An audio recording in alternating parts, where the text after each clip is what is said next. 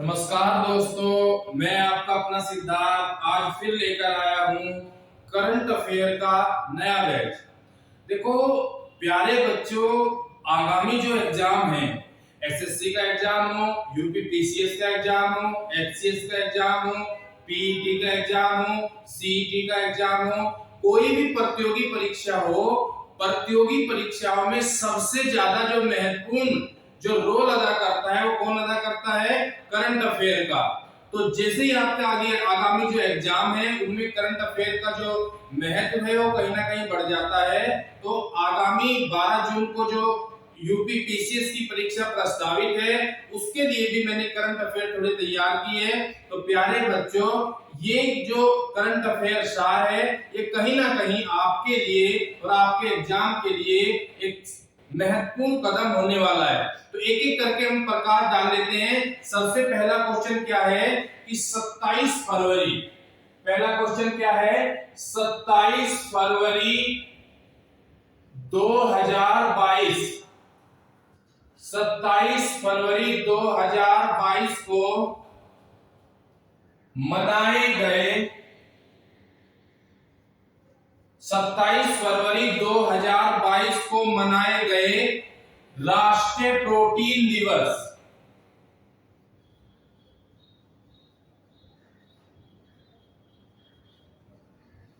दिवस की थीम क्या है? हाल में ही 27 फरवरी को राष्ट्रीय प्रोटीन दिवस मनाया गया और इसकी थीम क्या है? तो इसकी थीम है खाद्य भविष्यवाद। क्या थीम है? खाद्य भविष्यवाद। प्यारे बच्चों, सरकार का सबसे महत्वपूर्ण कर्तव्य यह है कि आपका जो भोजन है उस भोजन में प्रोटीन कितना है। देखो, इस जो राष्ट्रीय प्रोटीन दिवस है उसका मनाने का उद्देश्य जो रखा गया है वो ये है कि खुद से अपने आप से डेली यह पूछना कि आप अपने खाने में कितना प्रोटीन ले रहे हो और दूसरों से भी ये पूछना कि आप अपने खाने में कितना प्रोटीन ले रहे हो। और इसकी जो थीम रखी गई है वो रखी गई है खाद्य भविष्यवाद। अगर हम बात करें प्रोटीन की, तो प्रोटीन का जो सबसे मुख्य स्रोत होता है, प्रोटीन का सबसे मुख्य जो स्रोत होता है वो क्या होता है? सबसे ज्यादा जो प्रोटीन पाया जाता है वो दालें। अरहर की दाल हो, मसूर की दाल हो, उड़द की दाल हो, जितनी भी दाल है। और भारत की अगर मैं बात करूं तो भारत में सबसे ज्यादा दाल उत्पादन में प्रथम स्थान कौन सा राज्य रखता है? मध्य प्रदेश। मध्य प्रदेश एक ऐसा राज्य है जो सर्वाधिक दाल उत्पादन में अग्रणी स्थान रखता है। सबसे ज्यादा दाल उत्पादन वहां पर होता है। यहां पर अगर हम बात करें तो जो प्रोटीन का जो मुख्य स्रोत है, हरी सब्जियां हैं, दालें हैं, सोयाबीन है। सोयाबीन में तो जो सोयाबीन है, सोयाबीन में 40% प्रोटीन पाया जाता है। कितने परसेंट प्रोटीन पाया जाता है? 40% प्रोटीन सोयाबीन में पाया जाता है। इसका मतलब सरकार लोगों के अंदर प्रोटीन की कमी न हो, प्रोटीन के प्रति जागरूक करने के लिए सरकार क्या मना रही है? राष्ट्रीय प्रोटीन दिवस मना रही है। यहां पर अगर हम बात करें तो सरकार का महत्वपूर्ण लक्ष्य क्या है? देखो, यूएनओ यूनाइटेड नेशन ऑर्गेनाइजेशन, जैसा आप जानते होंगे, संयुक्त राष्ट्र संघ, यूएनओ ने भी 2023 को अंतरराष्ट्रीय मोटा अनाज वर्ष घोषित कर दिया।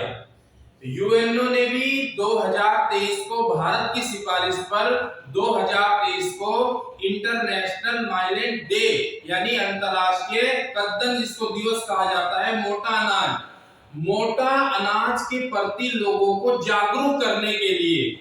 देखो हमारा जो खाना है वो कहीं ना कहीं एक जो पश्चिमी सभ्यता है, जो यूरोप की सभ्यता है, यूरोप की सभ्यता भारत पर क्या कर रही है, अपने पैर पसार रही है। तो हमारा जो खाना है मोटे अनाज के प्रति हम क्या होते जा रहे हैं, दूर होते जा रहे हैं। चाहे ज्वार हो, बाजरा हो, मक्का हो, सरसों हो, रागी हो, कोई भी ऐसा अनाज हो, इससे हम दूर होते जा रहे हैं। इसलिए यूएनओ ने भी लोगों के अंदर प्रोटीन और विटामिन की कमी को पूरा करने के लिए 2023 को क्या कर दिया, अंतरराष्ट्रीय मोटा अनाज वर्ष घोषित कर दिया है। यहाँ पर अगर हम बात करें हाल में, देखो जो पोषण अभियान था, पोषण अभियान का भी मुख्य उद्देश्य क्या था? पोषण जो अभियान था वो कहां से शुरू हुआ था? राजस्थान के झुंझुनू से। कहां से शुरू हुआ था? राजस्थान के झुंझुनू से पोषण अभियान शुरू हुआ था। और पोषण अभियान का भी मुख्य उद्देश्य क्या था कि लोगों के अंदर लोग यानी कुपोषण का शिकार न हो जाएं, उनको पर्याप्त मात्रा में भोजन मिले, पर्याप्त मात्रा में भोजन के अवसर प्रदान हो और लोगों के अंदर विटामिन और प्रोटीन की कमी ना हो। अगर मैं बात करूं यहाँ पर, तो सरकार लोगों के जीवन स्तर को बढ़ाने के लिए, और जब हम भारतीय संविधान का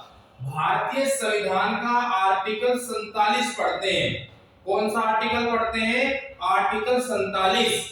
जब हम भारतीय संविधान का आर्टिकल 47 पढ़ते हैं तो आर्टिकल 47 में भी लिखा है कि सरकार लोगों के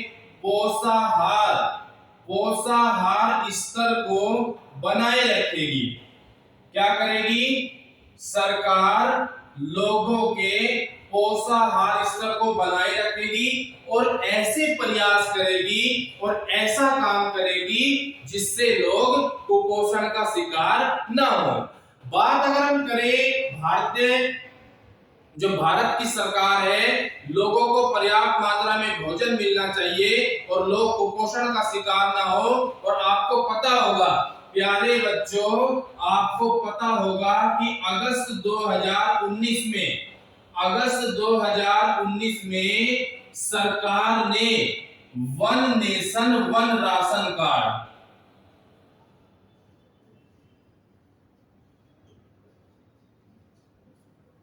अगस्त 2019 में सरकार ने one nation one ration card जारी किया था। देखो one nation one ration card का महत्वपूर्ण लक्ष्य क्या था कि देश के किसी भी स्थान पर बैठा व्यक्ति राशन ले सकता है। मतलब बिहार का व्यक्ति अगर पलायन करके उत्तर प्रदेश जा रहा है, या उत्तर प्रदेश का व्यक्ति अगर पलायन करके छत्तीसगढ़ जा रहा है, और छत्तीसगढ़ का कोई व्यक्ति पलायन करके उत्तराखंड जा रहा है, लेकिन राशन में क्या था? अगर हम राशन की बात करें तो एक रूल आया था जिसको कहा जाता है खाद्य सुरक्षा अधिनियम। कौन सा? खाद्य सुरक्षा अधिनियम। और खाद्य सुरक्षा अधिनियम कब आया?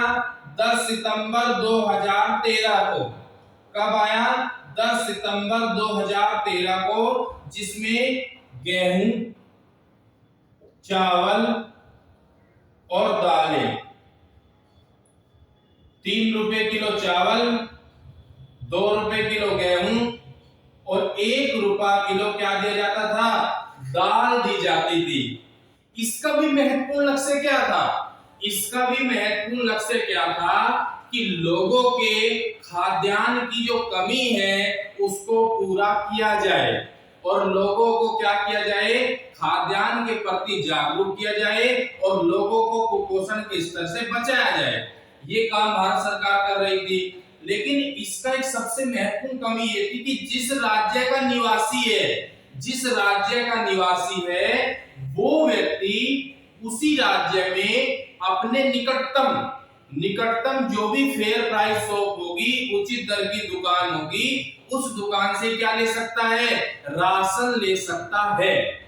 लेकिन अगस्त 2019 में सरकार ने one nation one ration card कहीं का भी व्यक्ति ऑनलाइन माध्यम से, इलेक्ट्रॉनिक माध्यम से पॉइंट ऑफ सेल मतलब ये मशीन है, पॉइंट ऑफ सेल मशीन के माध्यम से कहीं भी राशन ले सकता है। और one nation one ration card में प्रथम स्थान अगर किसी ने प्राप्त किया है तो वो कौन सा राज्य है? वो राज्य है छत्तीसगढ़। कौन सा राज्य है? छत्तीसगढ़। तो सरकार का महत्वपूर्ण लक्ष्य यहाँ पर क्या है कि लोगों को कुपोषण से बचाना, प्रोटीन के प्रति जागरूक करना, विटामिन के प्रति जागरूक करना, मोटा अनाज के प्रति जागरूक करना। और हाल में ही 2 दिन पहले की मैं आपको बताऊं कि एक प्रोग्राम चला था जिसका नाम था mid day meal programme. Mid day meal programme. और मिड डे मील जो प्रोग्राम था वो 1995 में चला था। और मिड डे मील यानी मध्याह्न भोजन योजना, मध्याह्न भोजन योजना का महत्वपूर्ण लक्ष्य क्या था कि जो बच्चे हैं, जो 14 साल से कम उम्र के बच्चे हैं, अगर वो विद्यालयों में जाते हैं तो उनको क्या मिलना चाहिए? दोपहर का उत्तम भोजन मिलना चाहिए।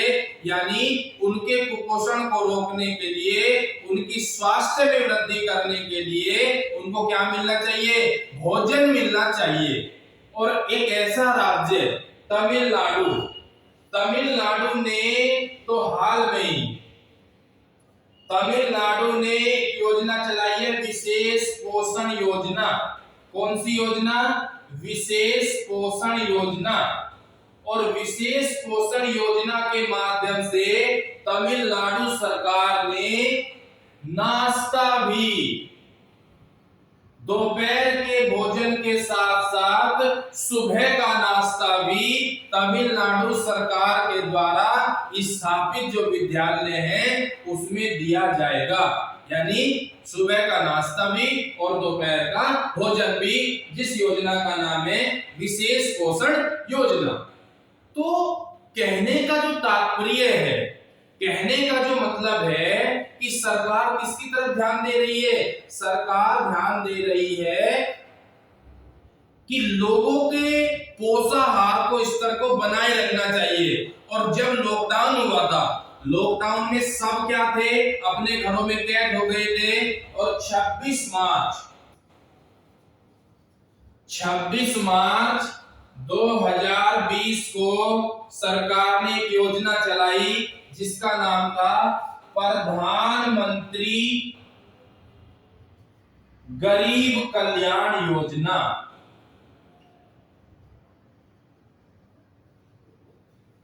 जिसमें महीने में 2 बार राशन,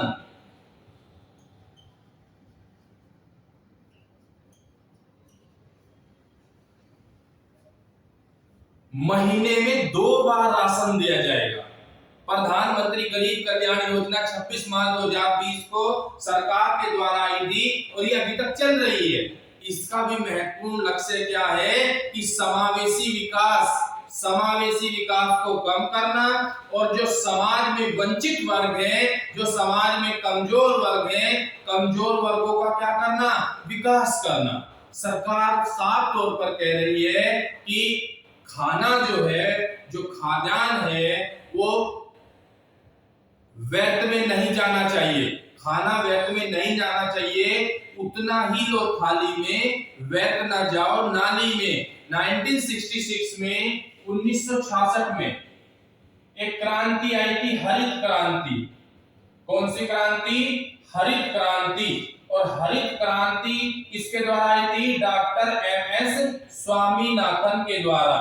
किसके द्वारा? डॉक्टर एमएस स्वामीनाथन के द्वारा भारत में उन्नत किस्म के बीज जो भारत में खाद्यान्न उत्पादन को क्या कर दे? बढ़ावा दे। खाद्यान्न उत्पादन को बढ़ावा दे। इसीलिए 1966 में हरित क्रांति डॉक्टर एमएस स्वामीनाथन के द्वारा लाई गई थी। देखो, इस पहल में केंद्रीय उपभोक्ता एवं खाद्य जो मंत्रालय है वो लगातार काम कर रहा है और उसका काम करने का उद्देश्य क्या है कि कुपोषण को रोकना और लोगों के अंदर स्वास्थ्य में क्या कर देना, वृद्धि कर देना, ये यहाँ का महत्वपूर्ण लक्ष्य है। सरकार आप पर ध्यान दे रही है। सरकार ने, मैंने आपको बताया कि राष्ट्रीय प्रोटीन दिवस के तहत लोगों को जागरूक कर रही है। प्रोटीन का मुख्य स्रोत दालें, दालों के प्रति लोगों को जागरूक कर रही है। यूएनओ ने 2030 को अंतर्राष्ट्रीय मोटा अनाज वर्ष घोषित कर दिया है। आर्टिकल 47 फिर कहता है कि ये डीपीएसपी में लिखा है कि जो राज्य हैं, राज्यों का महत्वपूर्ण कर्तव्य है कि वो क्या करे, लोगों के पोषाहार स्तर को बनाए रखे, और ऐसा राज्य करता भी है।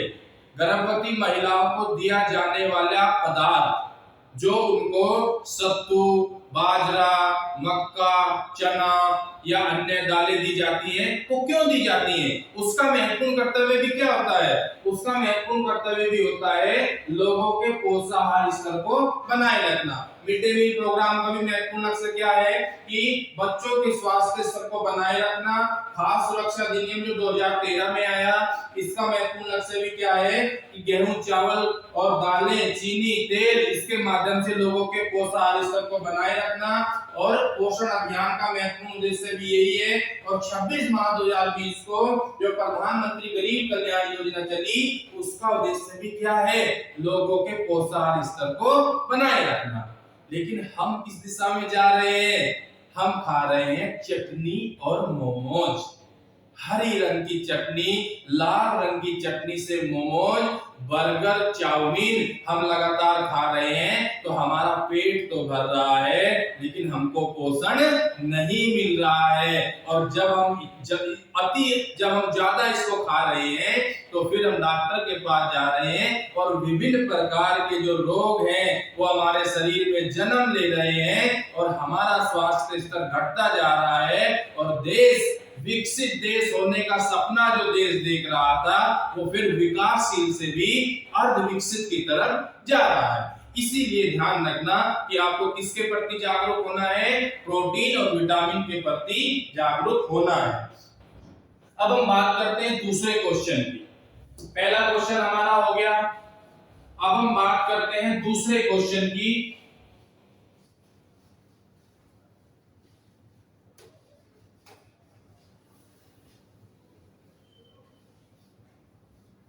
दूसरा जो क्वेश्चन है, देखो एक एक करके ध्यान रखना, आगामी जितने भी एग्जाम हैं उनमें यहां से क्वेश्चन जरूर आएगा।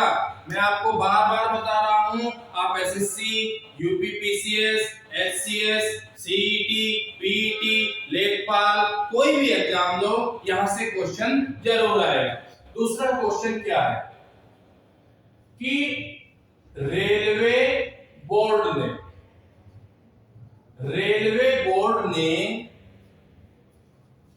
रेलवे गार्ड का नाम बदलकर क्या कर दिया है। रेलवे बोर्ड ने रेलवे गार्ड का नाम बदलकर क्या कर दिया गया है, तो उत्तर है ट्रेन मैनेजर। क्या उत्तर है, ट्रेन मैनेजर।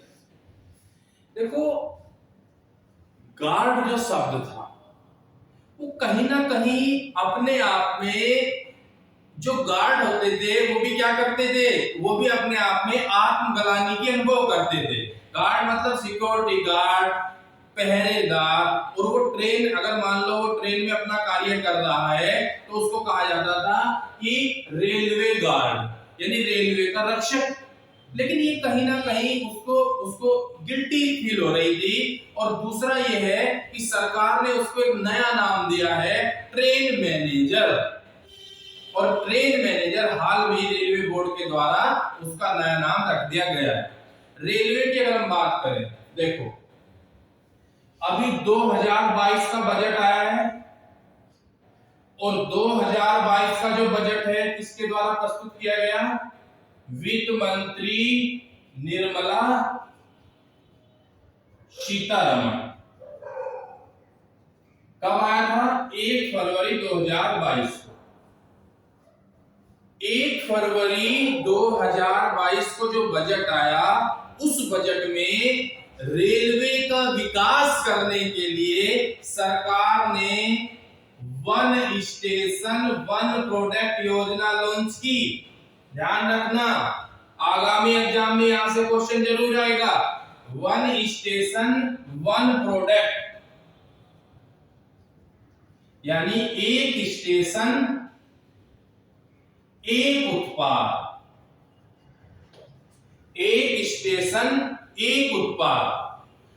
जिस स्टेशन का जो चीज प्रसिद्ध है वो चीज वहां पर बिकेगी और उसके लिए सरकार क्या करेगी? प्रोत्साहन राशि देगी। और प्रोत्साहन राशि देने का मतलब ये है कि देश में जो वंचित वर्ग है, जो कारीगर वर्ग है, जो सूक्ष्म और लघु उद्योगों में कार्यरत है, उनको बढ़ावा देने के लिए सरकार ये काम कर रही है। तो तिरुपति जो स्टेशन है,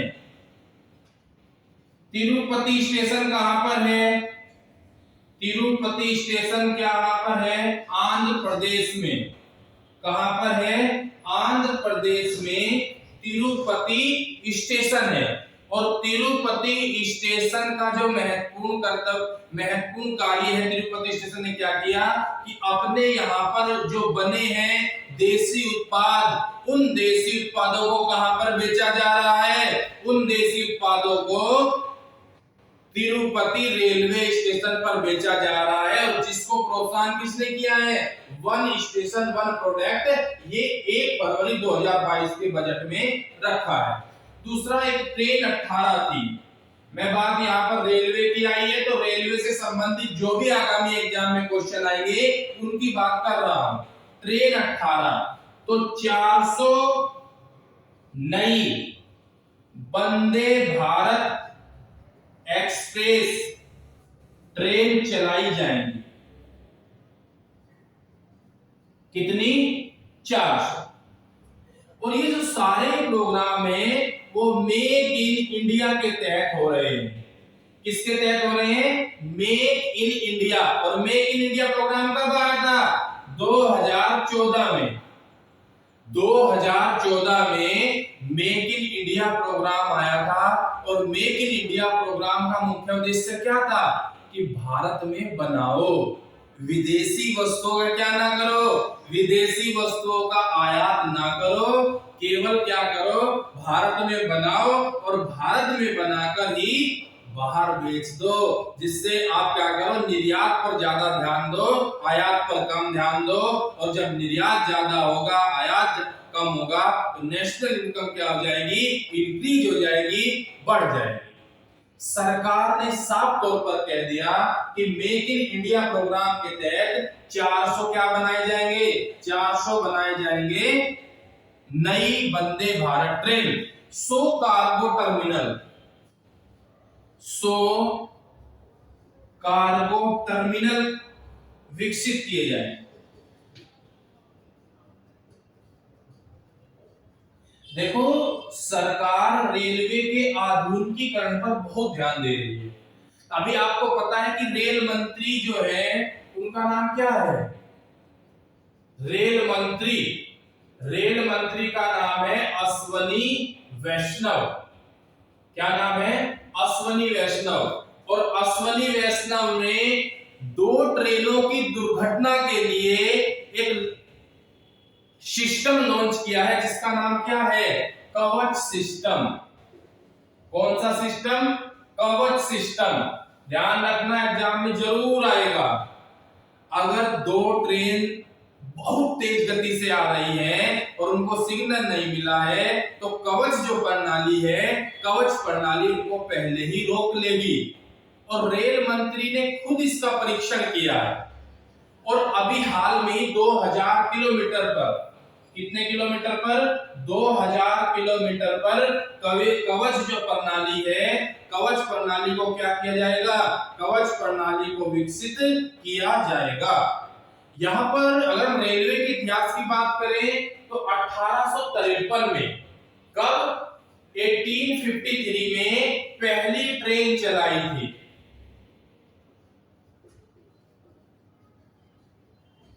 और कहां से चली थी? मुंबई से ठाणे।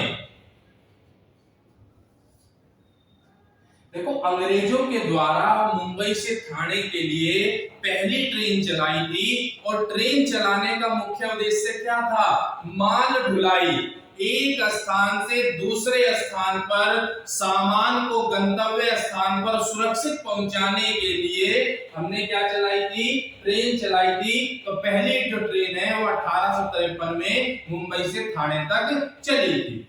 यहाँ पर अगर हम बात करें रेलवे से संबंधित कुछ बातों को, तो आपको पता है कि 1924 में एक कमेटी आई थी जिसका नाम क्या था? ओकवर्थ कमेटी। कौन सी कमेटी? ओकवर्थ कमेटी। कब आई? 1924 में।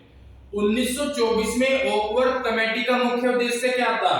रेल बजट अलग होगा और आम बजट अलग होगा।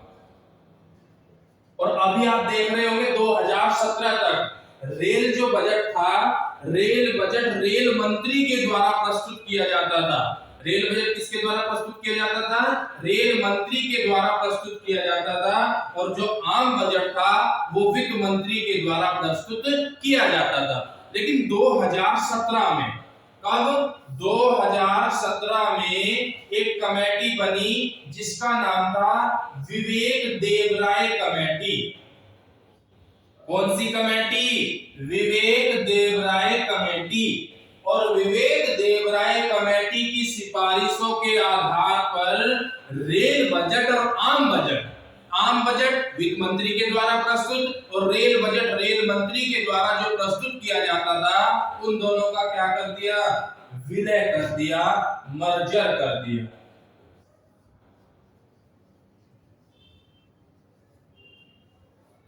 उन दोनों का क्या कर दिया?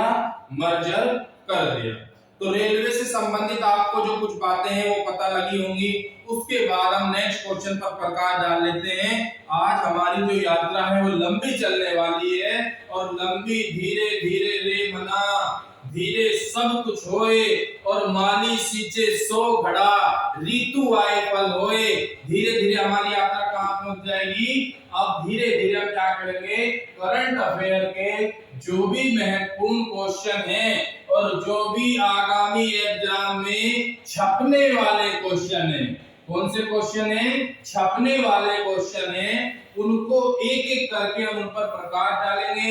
और मैं आपको गारंटी से कह सकता हूं कि अगर इस क्लास को आप ध्यान से पढ़ लोगे और लिख लोगे, तो आने वाले जो भी एग्जाम में आप वहां से जरूर कोई ना कोई क्वेश्चन वहां से मिलेगा। नेक्स्ट क्वेश्चन क्या है? तीसरा क्वेश्चन। दो क्वेश्चन हमारे हो गए। गणतंत्र दिवस 2022, गणतंत्र दिवस 2022 को सर्वश्रेष्ठ झांकी का पुरस्कार किसे मिला?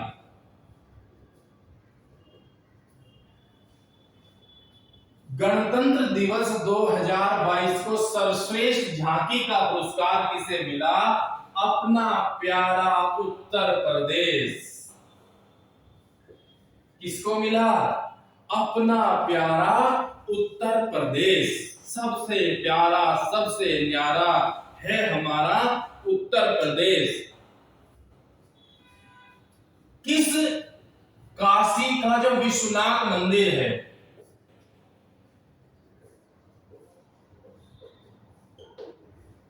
इसकी झांकी, कौन सी झांकी थी? काशी का जो विश्वनाथ मंदिर है उसकी झांकी के लिए इसको क्या मिला? सर्वश्रेष्ठ पुरस्कार मिला। देखो, काशी जो है ना, काशी, वो प्रधानमंत्री नरेंद्र जो मोदी हैं उनका संसदीय क्षेत्र भी है।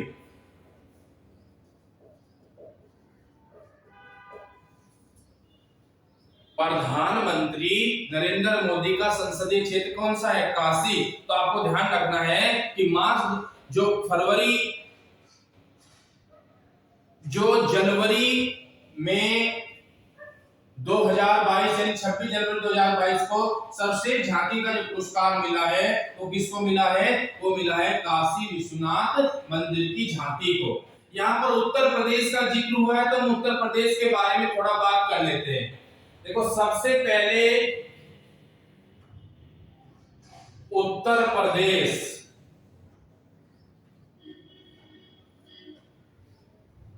देश का सबसे बड़ा राज्य जनसंख्या के मामले। सीएम, ये तो आप इससे वाकिफ होंगे, महंत श्री 1008 श्री योगी आदित्यनाथ जी महाराज बुलडोजर बाबा। उर्फ कौन? बुलडोजर बाबा, तो योगी आदित्यनाथ। बात करें यहां पर राज्यपाल,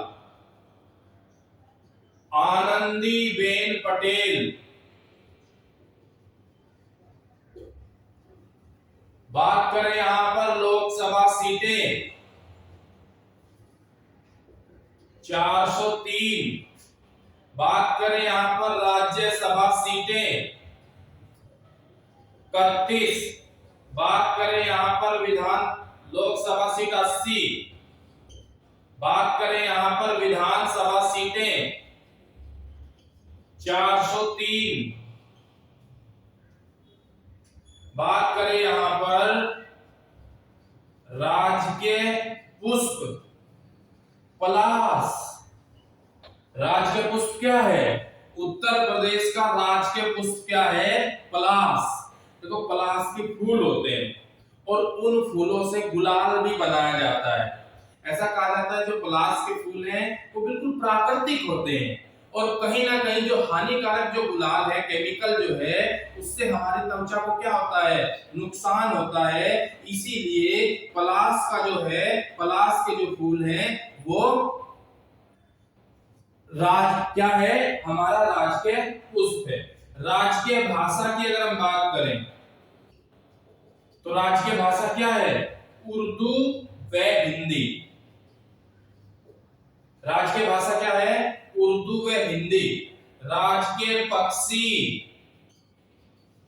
सारस व क्रोंच। राजकीय पशु बारहसिंघा। क्या नाम है? बारहसिंघा।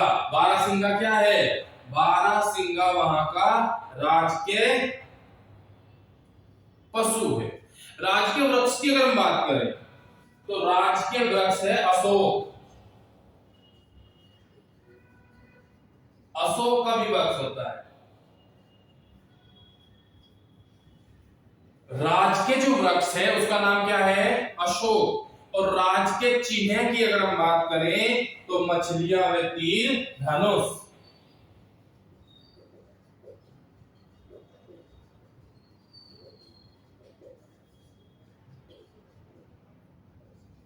एक वर्ग में मछली और तीर धनुष। ये आपको स्टैटिक में, आपको स्टैटिक जीके में पता लगा होगा कि ये उत्तर प्रदेश जो है, उत्तर प्रदेश एक विधानसभा नहीं है, ध्यान रखना। उत्तर प्रदेश एक विधानमंडल है। क्या है?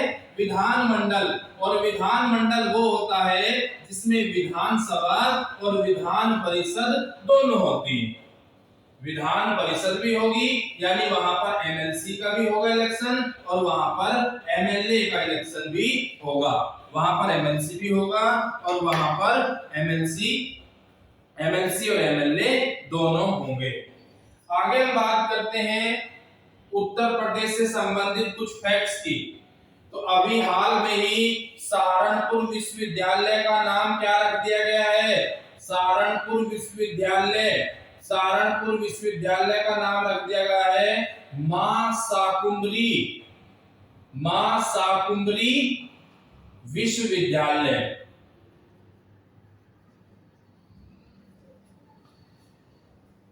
कुछ आपको फैक्ट्स बता देता हूं जो उत्तर प्रदेश से संबंधित हैं। सहारनपुर विश्वविद्यालय का नाम क्या कर दिया गया है? मां शाकुंभरी विश्वविद्यालय। भारत की सबसे बड़ी स्पोर्ट यूनिवर्सिटी कहां बनाई जा रही है? उत्तर प्रदेश का सलावा गांव। कौन सा गांव? सलावा गांव व कैली गांव। खेलों को बढ़ावा देने के लिए, खेलों के प्रति लोगों को जागरूक करने के लिए अभी आपने देखा होगा कि नीरज चोपड़ा ने भाला फेंक में, रवि दहिया, मीराबाई चानू, बजरंग पुनिया, इन्होंने क्या लिया? इन्होंने देश का नाम रोशन किया। और अंतरराष्ट्रीय पटल पर जब देश का नाम रोशन होता है तो खेलों के प्रति लोगों को जागरूक किया जा रहा है। और मेजर ध्यानचंद स्पोर्ट यूनिवर्सिटी इसका नाम रखा जाएगा। हॉकी का जो जादूगर है, हॉकी का जादूगर किसको कहा जाता था? मेजर ध्यानचंद को कहा जाता था। और जब ओलंपिक में, टोक्यो ओलंपिक में नीरज चोपड़ा ने जब स्वर्ण पदक जीता भाला फेंक में, तो सरकार ने भाला फेंक दिवस घोषित किया 7 अगस्त को।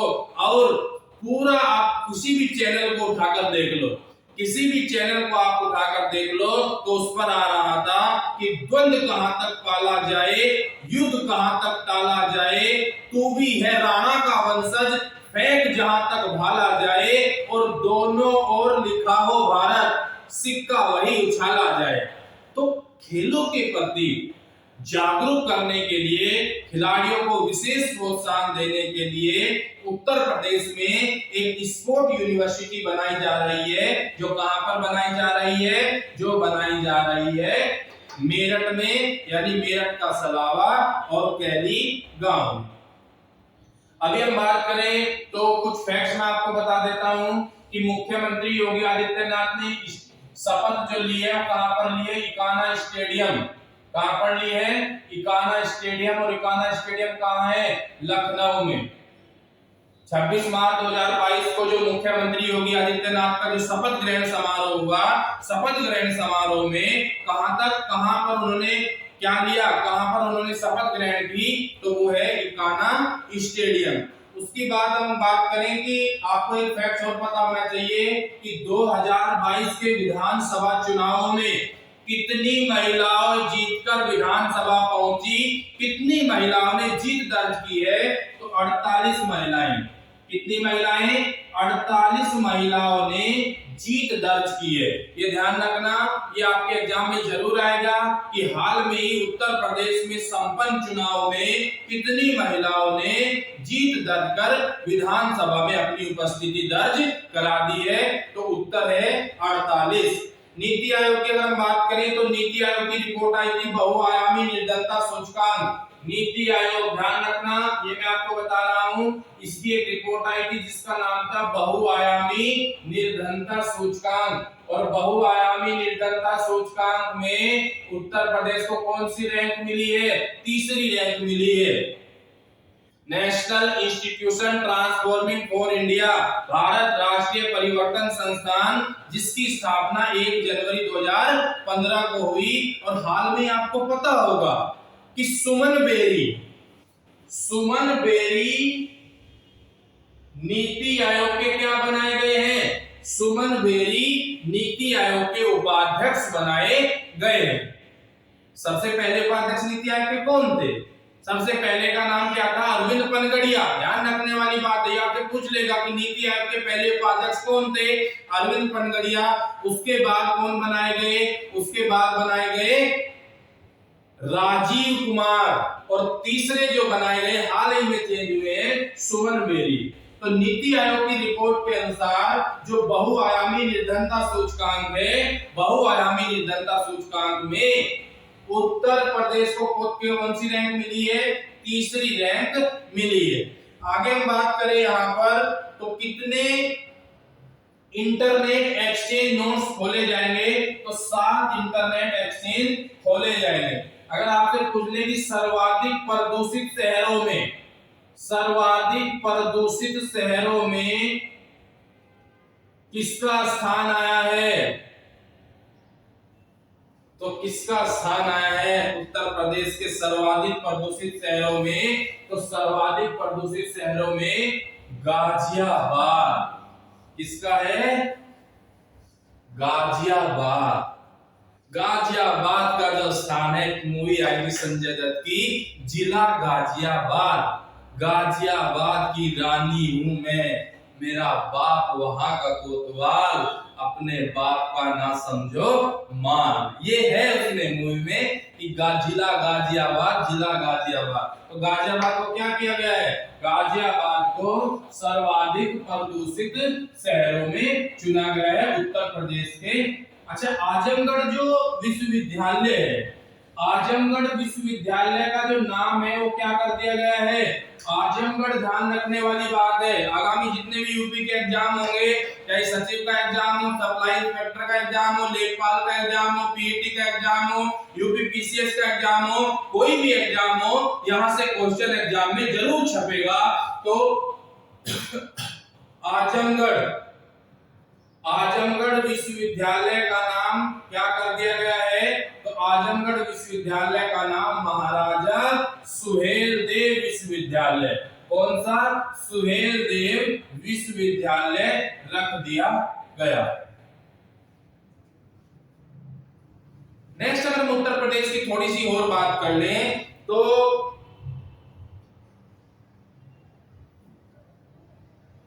उत्तर प्रदेश में वन डिस्ट्रिक्ट वन प्रोडक्ट, जिसका जो भी प्रसिद्ध है उसको बढ़ावा देने का प्रयास, यानी एक जिला एक उत्पाद।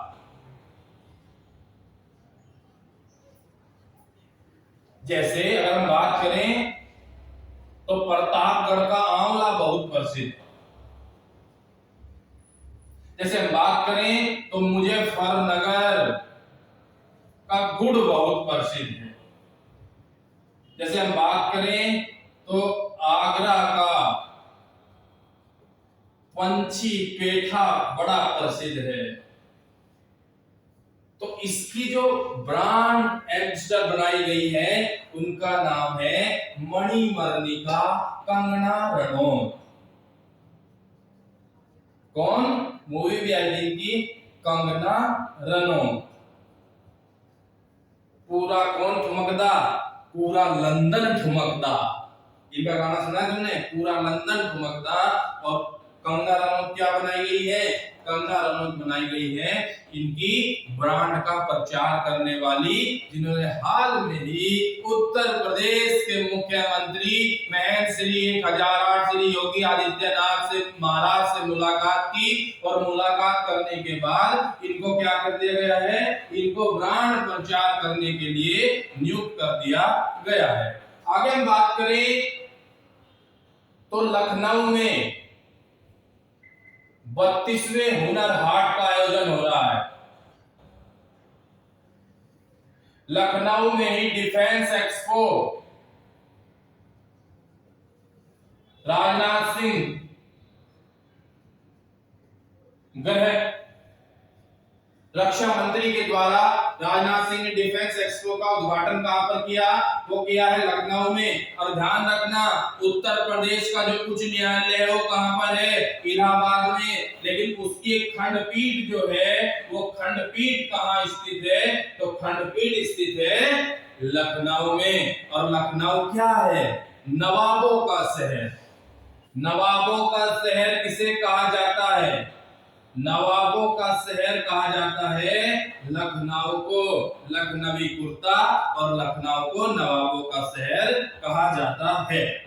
आगे हम बात करें तो यूपी में प्रधानमंत्री नरेंद्र मोदी ने हाल में अंतरराष्ट्रीय हवाई अड्डे का, आगे हम बात करते हैं चौथा जो हमारा क्वेश्चन है। देखो हाल में ही अगर हम बात करें तो 9 जनवरी 2022 को, कब? 9 जनवरी 2022 को प्रधानमंत्री नरेंद्र मोदी ने किस दिन को वीर बाल दिवस मनाने की घोषणा की है? तो उत्तर है 26 दिसंबर। प्रधानमंत्री नरेंद्र मोदी ने किस दिन को वीर बाल दिवस मनाने की घोषणा की है। देखो हम बात करते हैं, सबसे पहले अगर मैं बात करूं भारतीय संविधान का आर्टिकल 25, यहाँ पर सिख धर्म की बात की गई है, तो वीर बाल दिवस के बारे में बात करेंगे जिसकी घोषणा प्रधानमंत्री नरेंद्र मोदी के द्वारा की गई है। यहाँ पर मैं बात करूं आर्टिकल 25, तो आर्टिकल 25 में साफ तौर पर यह लिखा है कि जो सिख हैं, सिखों को करपान धारण करने का अधिकार होगा।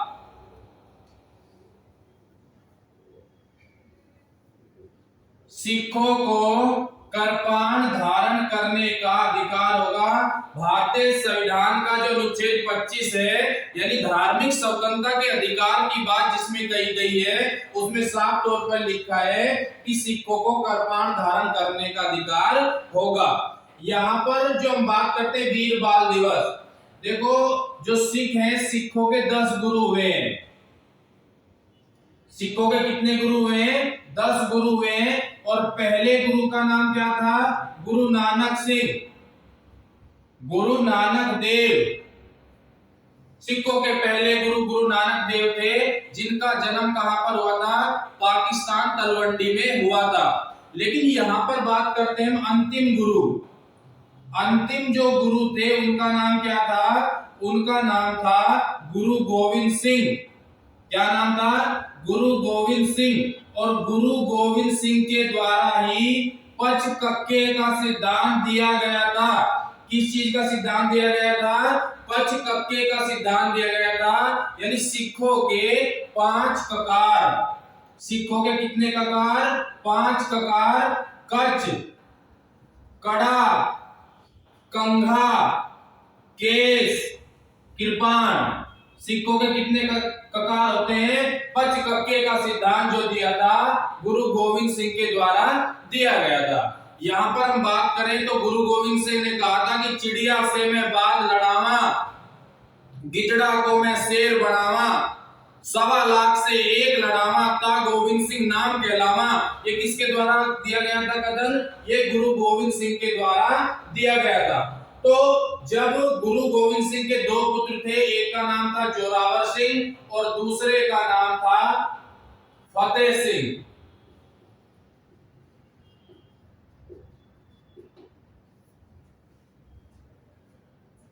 जब मुगल कालीन सल्तनत में फतेह सिंह और जोरावर सिंह को पकड़ लिया, माता गुजरी यानी जो गुरु गोविंद सिंह के 4 पुत्र थे उनमें फतेह सिंह, जोरावर सिंह, तो जब इस्लामी राजा के सामने इनको पेश किया गया तो इनके सामने इस्लामी राजा ने यह कहा कि या तो तुम धर्म परिवर्तन कर लो, या तो तुम इस्लाम धर्म में परिवर्तन हो जाओ, इस्लाम धर्म में परिवर्तन कर लो, तो तब हम उनको क्या दे देंगे? तब हम उनको छोड़ देंगे, नहीं तो आपको फांसी पर चढ़ना पड़ेगा। लेकिन फतेह सिंह और जोरावर सिंह ने क्या कहा कि हमें मरना मंजूर है, लेकिन हम अपना धर्म परिवर्तन नहीं कर सकते।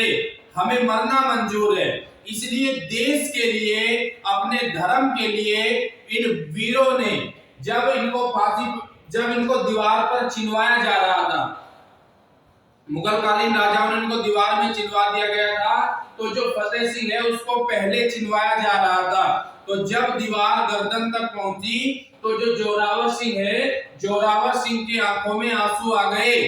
यह देखकर इस्लामी राजा ने कहा कि अभी भी तुम्हारे पास समय है कि आप क्या कर सकते हो? आप इस्लाम धर्म में परिवर्तन कर सकते हो, आप इस्लाम धर्म ग्रहण कर सकते हो। लेकिन जोरावर सिंह जो बड़ा भाई था उसने कहा कि मुझे यह देखकर दुख नहीं हो रहा है कि मैं मरने जा रहा हूं। मुझे दुख इसलिए हो रहा है कि मेरा छोटा भाई फतेह सिंह जो मेरे बाद इस संसार में आया, वो मेरे से पहले जा रहा है और मैं इसके बाद में जा रहा हूं। इसीलिए इन बच्चों ने जो धर्म के प्रति अपने प्राण न्यौछावर कर दिए, उसी को याद करने के लिए प्रधानमंत्री नरेंद्र मोदी ने 26 दिसंबर को वीर बाल दिवस मनाने की घोषणा की है। क्या मनाने की घोषणा की है? वीर बाल दिवस मनाने की घोषणा की है। देखो अगर हम ध्यान रखें तो 90 जो गुरु थे, गुरु तेग बहादुर की हत्या किसने की थी? गुरु तेग बहादुर की हत्या औरंगजेब के द्वारा की गई थी। किसके द्वारा की गई थी? औरंगजेब। उसके बाद सिखों के जो 10 गुरु परंपरा प्रणाली थी उसको समाप्त करके आदि ग्रंथ स्टार्ट किया गया, यानी गुरुओं के जो विचार थे उनका एक संकलन स्टार्ट किया गया जिसको आदि ग्रंथ कहा जाता है। ये सर्वशक्तिमान थे, इसमें कहा कि अव्वल अल्लाह नूर पाया, कुदरत के सब बंदे, एक नूर ते सब जग उपजा, कौन भले कौन मंदे। तो ये आपको ध्यान रखना है कि 9 जनवरी 2022 को प्रधानमंत्री ने 26 दिसंबर को वीर बाल दिवस मनाने की घोषणा की है।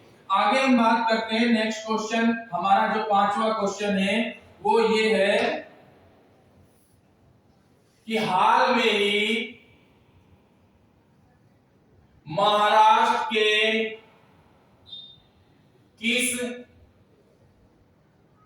प्रसिद्ध चावल को जीआई टैग प्रदान किया गया है? उत्तर है वाड़ा कोलम चावल। क्या नाम है? वाड़ा कोलम चावल। कौन सा चावल? वाड़ा कोलम चावल। देखो जीआई का मतलब क्या होता है? ज्योग्राफिकल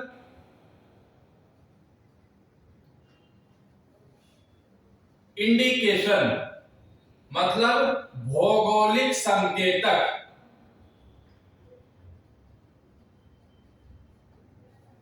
जीआई टैग भारत सरकार के द्वारा दिया जाता है। देखो जीआई टैग क्या होता है? जीआई टैग की अगर हम बात करें तो जीआई टैग किसी स्थानीय उत्पाद, जो उत्पाद उस क्षेत्र में सबसे ज्यादा प्रसिद्ध है, उसकी गुणवत्ता को बनाए रखने के लिए उसके स्थानीय जो निवासी हैं उनको वह माल बेचने के लिए अधिकृत कर दिया जाता है, उसको जीआई टैग कहते हैं। जैसे महाराष्ट्र का अल्फांसो आम। कहां का आम? महाराष्ट्र का अल्फांसो आम। नागपुर का संतरा, दार्जिलिंग की चाय, जम्मू कश्मीर का पश्मीना ऊन। कौन सी ऊन? पश्मीना ऊन। जम्मू कश्मीर का केसर, और जम्मू कश्मीर का ही यहां पर बात करें गुच्ची मशरूम, गुच्ची मशरूम को भी जीआई टैग प्रदान किया गया है। ये कहां का है? ये जम्मू कश्मीर का है जीआई टैग। उसके बाद हम बात करें तो मध्य प्रदेश का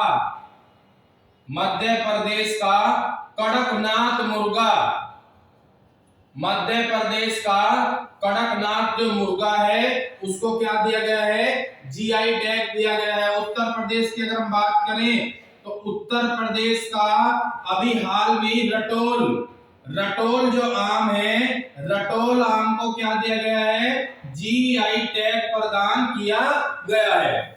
उत्तर प्रदेश का रटोल जो आम है, रटोल आम को क्या प्रदान किया गया है? जीआई टैग प्रदान किया गया है। उसके बाद हम बात करें तो जो आपका प्रतापगढ़ है, प्रतापगढ़ का जो आंवला है, आंवला को क्या दिया गया है? GI tag. आगरा जो है, आगरा का पंछी पेठा, इसको क्या दिया गया है? इसको दिया गया है जीआई टैग। बीकानेर की बात करें तो बीकानेर की भुजिया को जीआई टैग मिला है, और जो बंगाली रसगुल्ला है, बंगाली रसगुल्ले को भी क्या मिला है? और जीआई टैग मिला है। और बात करें यहाँ पर महोबा की तो महोबा के पान को भी क्या मिला है? जीआई टैग मिला है। खाई के पान बना रसवाला, ये महोबा का जो पान है इसको भी क्या मिला है? जीआई यानी ज्योग्राफिकल इंडिकेशन टैग मिला है। ये आपको ध्यान रखने वाली बात है। अलग अलग राज्यों में मिलता है। कन्नौज का इत्र है, कन्नौज का जो इत्र है, कन्नौज के इत्र को भी क्या मिला है, जीआई टैग प्रदान किया गया है। और उत्तराखंड का तेज पत्ता, उत्तराखंड के तेज पत्ते को भी क्या मिला है, उत्तराखंड के तेज पत्ते को भी जीआई टैग प्रदान किया गया है। तो ध्यान रखने वाली बात यह है प्यारे बच्चों कि किसी भी स्थान पर उगने वाली कोई चीज जो अपने उत्पाद में विशेष मानी जाती है, उस स्थानीय निवासियों पर उसका अधिकार हो जाता है और वही क्या करते हैं, वही उसको बेच सकते हैं। इसलिए यह आपको ध्यान रखना है। आगे हम बात करते हैं नेक्स्ट क्वेश्चन की।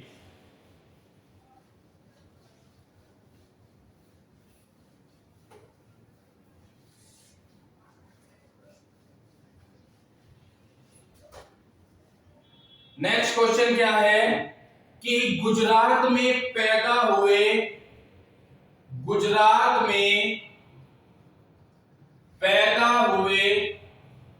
हाल ही में आईवीएफ पद्धति से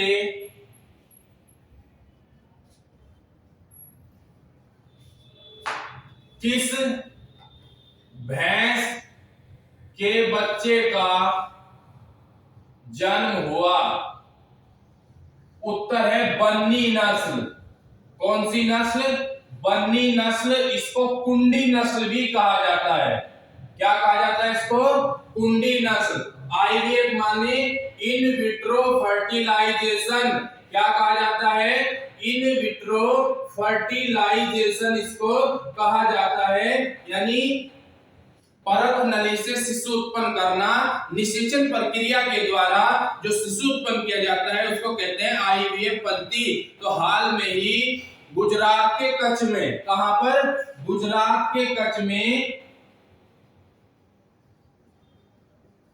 वैज्ञानिकों के द्वारा बन्नी नस्ल का एक यानी बछड़ा, जो भैंस का बच्चा है, उसको जन्म दिया गया है। देखो अगर हम बात करें, आपसे पूछने लगे कि वैज्ञानिकों ने भेड़ का एक बच्चा क्लोन पद्धति से, कौन सी पद्धति से? क्लोन पद्धति से भेड़ का एक बच्चा है जिसका नाम है डोली। अगर आपसे क्वेश्चन ये पूछे कि भेड़ क्लोन विधि से किस भेड़ को जन्म दिया गया, तो उसका नाम है डोली। यहाँ पर हम ध्यान रखें तो सरकार ऐसा क्यों कर रही है या वैज्ञानिकों के द्वारा ऐसा प्रयास क्यों किया जा रहा है? देखो भारत में श्वेत क्रांति एक आई थी। कौन सी क्रांति आई थी? श्वेत क्रांति। श्वेत क्रांति का जनक कौन था? श्वेत मतलब सफेद क्रांति। और श्वेत क्रांति का जनक कौन था? श्वेत क्रांति का जनक था डॉक्टर वर्गीज कुरियन। कौन था? डॉक्टर वर्गीज कुरियन। और डॉक्टर वर्गीज कुरियन ने भारत में दूध के क्षेत्र में तीर उत्पादन करने के लिए कौन सी क्रांति चलाई थी? श्वेत क्रांति या सफेद क्रांति चलाई थी। आगे हम ध्यान रखें कि ऑपरेशन फ्लड का संबंध किससे है? ये क्वेश्चन एग्जाम में बार बार आया है। ऑपरेशन फ्लड का संबंध किससे है? आपसे पूछेगा शहद उत्पादन, दूध उत्पादन, कृषि उत्पादन, खाद्यान्न उत्पादन, कोई भी ऐसा क्वेश्चन आ जाएगा तो आपका उत्तर होगा दूध उत्पादन। क्या होगा? दूध उत्पादन, यानी दूध में वृद्धि करने के लिए 1970 में क्या चलाया गया? 1970 में चलाया गया ऑपरेशन फ्लड। उसके बाद हम बात करें तो NDRI, national dairy research institute की स्थापना 1955 में कहां की गई थी? करनाल में की गई थी। कहां पर की गई थी? करनाल में की गई थी। इसके बाद बात करें तो राष्ट्रीय डेयरी विकास बोर्ड, राष्ट्रीय डेयरी विकास बोर्ड की स्थापना भी किस लिए की गई थी 1967 में? कि दूध के क्षेत्र में तीव्र गति से उत्पादन हो और दूध में क्या हो? दूध में वृद्धि हो। ये जो बन्नी नस्ल है ये गुजरात के कच्छ में पाई जाती है और 12 से 18 लीटर दूध देती है। कितना दूध देती है? 12 से 18 लीटर दूध देती है। प्यारे बच्चों अगर मैं बात करूं तो योजना। ये कहाँ की भैंस है? सबसे ज्यादा जो प्रसिद्ध है वो हरियाणा में है। इसको मुर्रा भैंस भी कहा जाता है। क्या भैंस कहा जाता है? मुर्रा भैंस भी इसको कहा जाता है। और इसको एशियन ट्रैक्टर की भी संज्ञा दी जाती है। क्या कहा जाता है? एशियन ट्रैक्टर भी इस भैंस को कहा जाता है। तो आईवीएफ पद्धति से, इन विट्रो फर्टिलाइजेशन से जो हाल में ही पैदा बच्चे हैं उसका कौन सी है? बन्नी नस्ल है। नेक्स्ट हम बात करते हैं यहां पर अक्टूबर, नेक्स्ट क्वेश्चन की हम बात करते हैं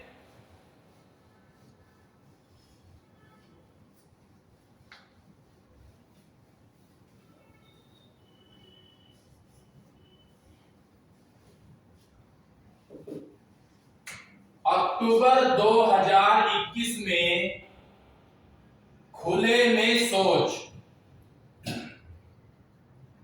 तथा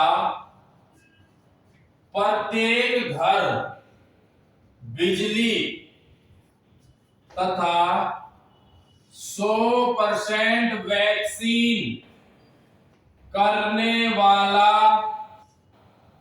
पहला राज्य कौन बना है? तो उत्तर क्या है? गोवा। कौन सा राज्य बना है? गोवा। देखो गोवा जो है, अगर गोवा की हम बात करें तो गोवा में लोकसभा जो सीट है वो कितनी है? गोवा में केवल 2 लोकसभा सीटें हैं। कितनी लोकसभा सीटें? गोवा में केवल 2 लोकसभा सीटें। और गोवा में जो राज्यसभा सीट है वो मात्र 1 है। और गोवा में विधानसभा जो सीट है वो कितनी है? गोवा में विधानसभा सीट 40 है। गोवा के जो सीएम है उनका नाम क्या है? प्रमोद सावंत है। और गोवा एक सदनीय विधानसभा है। और ध्यान रखना, आर्टिकल 44 किसकी बात करता है? नागरिक सिविल संहिता। किसकी बात करता है? नागरिक सिविल संहिता यानी यूनिफॉर्म सिविल कोड। और भारत का एक ऐसा राज्य है जहां पर यूनिफॉर्म सिविल कोड लागू है, वो कौन सा है? वो गोवा है। 1961 में ये किसके अधीन था? इसको भारतीय राज्य में मिलाया गया और इसको 26वां राज्य, कौन सा दर्जा दिया गया? 26वां राज्य क्षेत्र का दर्जा दिया गया। यहां पर हम बात कर रहे हैं अक्टूबर 2021 में। देखो प्रधानमंत्री नरेंद्र मोदी के द्वारा एक कार्यक्रम चलाया गया था 2014 में। कौन सा? स्वच्छ भारत अभियान। कौन सा भारत अभियान? स्वच्छ भारत अभियान। ओडीएफ मतलब होता है, ओडीएफ जो होता है, ओडीएफ ओपन डेफिकेशन फ्री यानी खुले में शौच से मुक्त। आपने एक मूवी देखी होगी टॉयलेट एक प्रेम कथा। सुबह की ट्रेन, प्यार मेरा सुबह की ट्रेन। भारत में ज्यादातर जो व्यक्ति हैं वो खुले में शौच करते हैं जिससे बीमारियां घर के अंदर आती हैं। लेकिन भारत का एक ऐसा राज्य है गोवा जो बिल्कुल खुले में, जो हरियाणा में तो हाल में ही खुले में शौच को रोकने के लिए ग्राम सेवकों की भर्ती की थी ताकि हरियाणा राज्य को भी क्या किया जा सके? खुले में शौच से मुक्त किया जा सके। लेकिन अभी हाल में दूसरा, प्रत्येक घर बिजली, एक योजना चल रही है सरकार की, सौभाग्य योजना। सौभाग्य योजना के तहत क्या हो रहा है? सौभाग्य योजना के तहत प्रत्येक घर बिजली मिलनी चाहिए। उसके बाद 100% वैक्सीन। हाल में ही जो कोरोना की वैक्सीन लग रही है, एक कोविशील्ड वैक्सीन, दूसरी का नाम क्या है? कोवैक्सीन। और तीसरी का नाम है कोर्बेवैक्स। ये तीनों जो टीके हैं, इन टीकों को 100% पूर्ण रूप से अपने यहाँ पर लगाने वाला जो राज्य है उसका नाम क्या है? उसका नाम है गोवा। और गोवा की राजधानी क्या है? गोवा की राजधानी है पणजी। और गोवा का सबसे बड़ा शहर वो है वास्को डी गामा। अगर हम बात करें भारत में पुर्तगालियों के आगमन की, तो जब 1498 में पुर्तगाली भारत आए तो सबसे पहले केरल के कलिकट पर उतरे थे। लेकिन गोवा को ही उन्होंने क्या किया था, सबसे ज्यादा जो आधिपत्य जमाया था, सबसे ज्यादा जो प्रभुत्व नियंत्रण में लिया था, वो किसको लिया था, वो लिया था गोवा को। तो ध्यान रखना है, गोवा को, गोवा ओडीएफ और खुले में शौच मुक्त करने वाला राज्य बन गया है। नेक्स्ट हम बात करते हैं यहां पर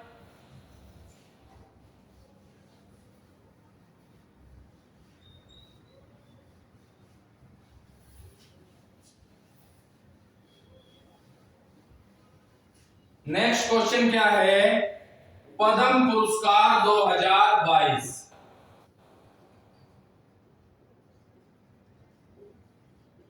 देखो पद्म पुरस्कार को 3 श्रेणियों में बांटा जाता है। कितनी श्रेणियों में बांटा जाता है, पहला होता है पद्म विभूषण, दूसरा होता है पद्म भूषण और तीसरा होता है पद्म श्री। 3 नाम इसको दिए गए। अभी 4 लोगों को क्या मिला है, 4 लोगों को पद्म विभूषण मिला है, 21 को पद्म भूषण मिला है और 107 को क्या मिला है, 107 को मिला है हाल में ही पद्म श्री। 17 को मिला है, सॉरी 17 को क्या मिला है, 17 को पद्म भूषण मिला है और 107 को क्या मिला है, पद्म श्री। यहाँ पर हम बात करें तो जनरल जो विपिन रावत है, जनरल विपिन रावत को क्या मिला है, मरणोपरांत मिला है। अभी आपको पता होगा कि भारत 2019 में एक पद आया था जिसका नाम था सीडीएस का पद। किसका पद, CDS, chief defence of staff. थल सेना, जल सेना, वायुसेना, इन सबके ऊपर भी सीडीएस का नया पद सर्जित किया गया था 2019 में। और उसमें अभी हाल में देखा होगा हेलीकॉप्टर क्रैश में भारत के सीडीएस जनरल विपिन रावत मारे गए। अपनी देश भूमि पर इन्होंने क्या कर दिए गए, ये शहीद हो गए, अपने प्राण न्यौछावर कर दिए। एक पेड़ में, मैं आपको बता देता हूं कि एक पेड़ में आग लग जाती है तो बगल के पेड़ के जो पक्षी होते हैं वो बोलते हैं कि उड़ जाओ, लेकिन पक्षी नहीं उड़ते। वो कहते हैं कि आग लगी सुरक्ष में जलते इसके पास, और तुम क्यों जलते पक्षियों जब पंख तुम्हारे पास, और फल खाए सुरक्ष के बीट लतेड़े पात, और यही है मरना धर्म हमारा जले इसी के साथ। तो देश भूमि पर इन्होंने क्या कर दिया, अपने प्राण न्यौछावर कर दिए, अपने जान की बाजी लगा दी। दूसरा जो मिला है राधे श्याम खेमका, राधे श्याम खेमका को भी क्या मिला है, पद्म विभूषण मिला है साहित्य के लिए, ध्यान रखना। तीसरा जो पुरस्कार मिला है वो मिला है प्रभा अन्य को, किसको, प्रभा अन्य को कला के लिए। और चौथा जो पुरस्कार मिला है वो मिला है कल्याण सिंह को, कल्याण सिंह को भी मरणोपरांत पुरस्कार मिला है। ये मिला है आपका राजनेता। उसके बाद आपको जो पद्मश्री है, जो पद्म भूषण है, वो आपको याद नहीं करने, बहुत ज्यादा है, अलग अलग क्षेत्रों में दिए गए हैं। लेकिन आपको एक ध्यान रखना है कि पैरा ओलंपिक, जो पैरा ओलंपिक हुआ था, पैरा ओलंपिक में देवेंद्र झाझरिया को भी क्या मिला है, देवेंद्र झाझरिया को भी पद्म, देवेंद्र झाझरिया को भी पद्म, जिसके पुरस्कार किया है पद्मश्री से सम्मानित किया गया है। किससे सम्मानित किया गया है, पद्मश्री से सम्मानित किया गया है। आगे अगर मैं बात करूं यहां पर, तो हाल में ही बंगाल के पूर्व मुख्यमंत्री, किसके, बंगाल के पूर्व मुख्यमंत्री जिनका नाम था बुद्धदेव भट्टाचार्य, क्या नाम था, बुद्धदेव भट्टाचार्य। और बुद्धदेव भट्टाचार्य ने क्या कहा, बुद्धदेव भट्टाचार्य ने पद्म पुरस्कार लेने से ही क्या कर दिया, मना कर दिया। बुद्धदेव भट्टाचार्य ने पद्म पुरस्कार को लेने से मना कर दिया, तो आपको ये ध्यान रखना है। उसके बाद अगर मैं बात करूं दादा साहब फाल्के इंटरनेशनल अवार्ड 2022, इसी में हम पुरस्कारों की बात कर रहे हैं, तो पुरस्कारों में हम देख लेते हैं दादा साहब फाल्के।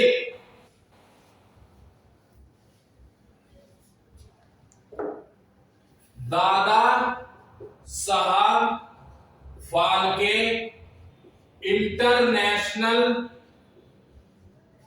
Film award 2022। तो सर्वश्रेष्ठ जो फिल्म है, सर्वश्रेष्ठ फिल्म में किसको मिला है? शेरशाह। एक मूवी आई थी शेरशाह, 1999 में कारगिल का युद्ध हुआ था। किसका युद्ध हुआ था? कारगिल का युद्ध 1999 में। और कारगिल के युद्ध में अपने प्राणों को न्यौछावर किसने कर दिया था? कैप्टन विक्रम बत्रा ने। उनकी जो पत्नी है उनका रिश्ता हुआ था डिंपल चीमा से, लेकिन उन्होंने आज तक शादी नहीं की। इसी प्रेम प्रसंग को शेरशाह मूवी में दिखाया जाता है। आपने शेरशाह मूवी में देखा होगा, मन भरिया उसमें कहा कि काश ऐसा हो सकता, रब दे पैरी पै जानी और तेरी जगह ते जानी मौत मेरी ले जानी, जो तू ना मिला मानेंगे वो दहलीज नहीं होती, और रब नाम की यारा यहाँ कोई चीज नहीं होती।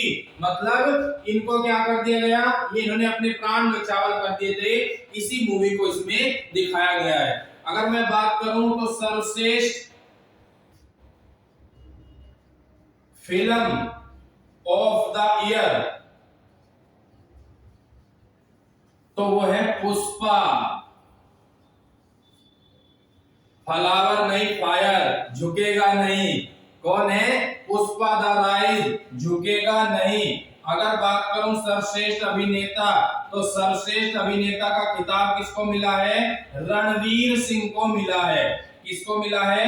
रणवीर सिंह, जिसकी मूवी आई थी 83 और 83 में उन्होंने क्या किया था? कपिल देव का रोल अदा किया था। सर्वश्रेष्ठ अभिनेत्री की अगर मैं बात करूं तो सर्वश्रेष्ठ जो अभिनेत्री का खिताब मिला है वो किसको मिला है? वो मिला है कीर्ति सेनन को। किसको मिला है? कीर्ति सेनन को सर्वश्रेष्ठ अभिनेत्री का पुरस्कार मिला है। ये आपको ध्यान रखना है।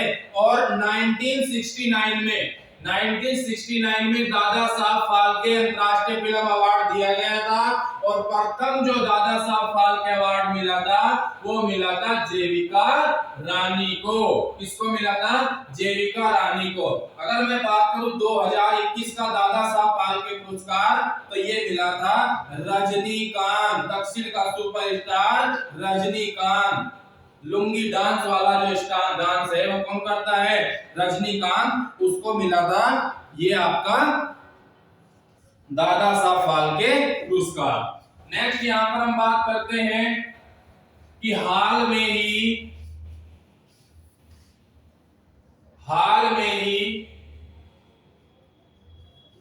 भूटान के प्रधानमंत्री ने भूटान के सर्वोच्च नागरिक सम्मान से किसको नवाजा है?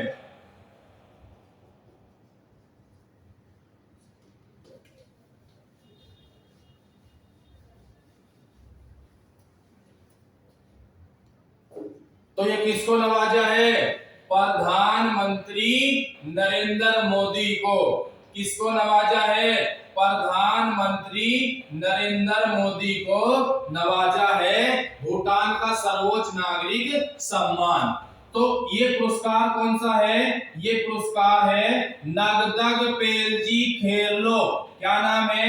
नगदग पेलजी खेरलो पुरस्कार से सम्मानित किया गया है। किसको? भारतीय प्रधानमंत्री को, यानी ऑर्डर ऑफ द ड्रग गयाल को। क्या नाम है इसका? ऑर्डर ऑफ द ड्रग गयालको से सम्मानित किया गया है। किसको? भारतीय प्रधानमंत्री नरेंद्र मोदी को। भूटान की अगर मैं बात करूं तो भूटान के पीएम का क्या नाम है? भूटान के पीएम का नाम है डॉक्टर लतोय तोरिंग। क्या नाम है? डॉक्टर लतोय तोरिंग इनका नाम है। और भूटान की राजधानी क्या है? तो भूटान की राजधानी है थिम्पू। क्या भूटान सार्क देश का सदस्य है? तो हाँ, भूटान हमारे सार्क देश का सदस्य है। सार्क मतलब south Asian associational regional corporation.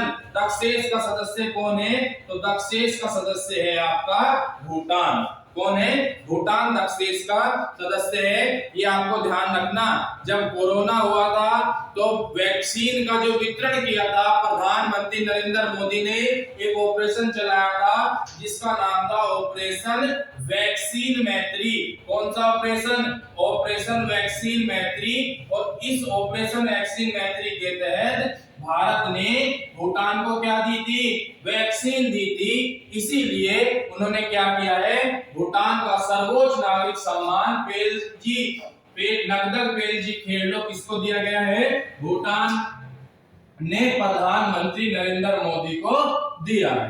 तो ये आपको कुछ इंपॉर्टेंट ध्यान रखना है।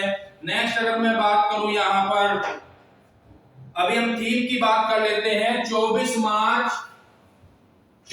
मार्च 2022 को मनाए गए 24 मार्च 2022 को मनाए गए विश्व टीबी दिवस। विश्व टीबी दिवस, टीबी यानी तपेदिक या अक्षय रोग भी कहा जाता है, इसको क्षय रोग भी कहा जाता है, कि थीम क्या थी? तो इसकी जो थीम थी वो क्या थी? Invest to end TB save life. Invest end TB save life क्या कहा जाता था? Invest end TB save life. ये किसकी थीम थी? ये विश्व टीबी दिवस की थीम थी। आगे हम बात करते हैं तो कैंसर दिवस की थीम क्या थी? कैंसर दिवस की थीम थी क्लोज द केयर गैप। क्या थी? Close the care gap. ये थी किसकी थीम? ये थी आपकी कैंसर दिवस की। नेक्स्ट हम बात करें तो विश्व वन्य जीव दिवस की थीम क्या थी? विश्व वन्य जीव दिवस की थीम क्या थी? तो ये थी विश्व वन्य जीव दिवस की रिकवरिंग के स्पीसीज। नेक्स्ट अगर हम बात करें तो जो आपका अंतरराष्ट्रीय प्रसन्नता दिवस है उसकी क्या थी? अंतरराष्ट्रीय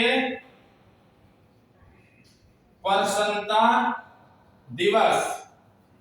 तो इसकी थीम थी शांत रहो, समझदार रहो, दयालु रहो। शांत रहो, समझदार रहो और दयालु रहो, इसकी क्या थी? इसकी थीम थी। ये कुछ महत्वपूर्ण थीम है जो आपको याद करनी है। उसके बाद अगर हम बात करें यहाँ पर तो हाल में ही भारत का यूपीआई सिस्टम अपनाने वाला देश कौन सा है?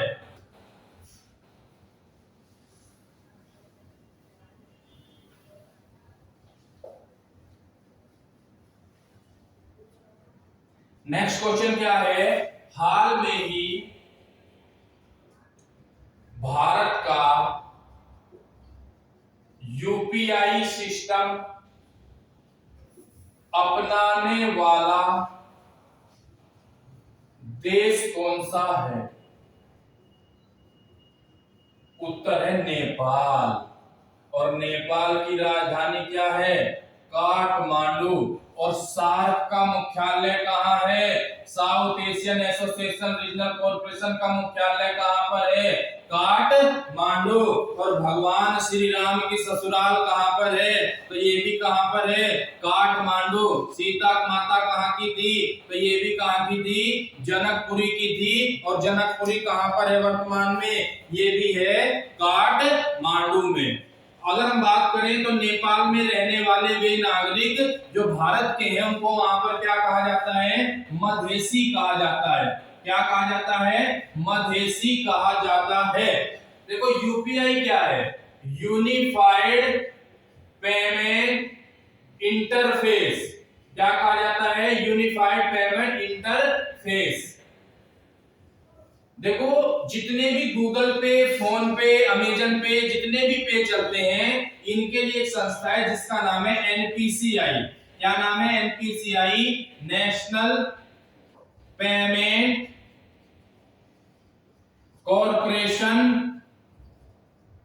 ऑफ इंडिया, भारतीय राष्ट्रीय भुगतान निगम। ये सब अधीन होता है। अगर हम बात करें मॉनेटरी पॉलिसी की, तो जो मॉनेटरी पॉलिसी होता है, मॉनेटरी पॉलिसी किसके हाथ में होती है? वो हाथ में होती है, मॉनेटरी पॉलिसी आरबीआई के हाथ में होती है। जबकि जो फिस्कल पॉलिसी होती है, फिस्कल पॉलिसी किसके हाथ में होती है? तो फिस्कल पॉलिसी हाथ में होती है, राजकोषीय जो नीति होती है वो सरकार के हाथ में होती है, राजकोषीय नीति सरकार के हाथ में होती है। मौद्रिक नीति की अगर मैं बात करूं तो मौद्रिक नीति का जो निर्धारण है वो करता है आरबीआई। कौन करता है? मौद्रिक नीति का जो निर्धारण करता है वो आरबीआई करता है, और मौद्रिक नीति का निर्धारण जो करता है वो करता है आरबीआई।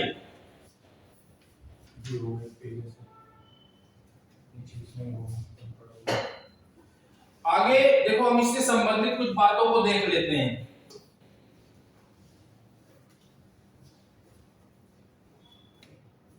यूपीआई का तो मैंने आपको बता ही दिया, एक होता है आरटीजीएस, एक होता है नेप, एक होता है ईटीसी,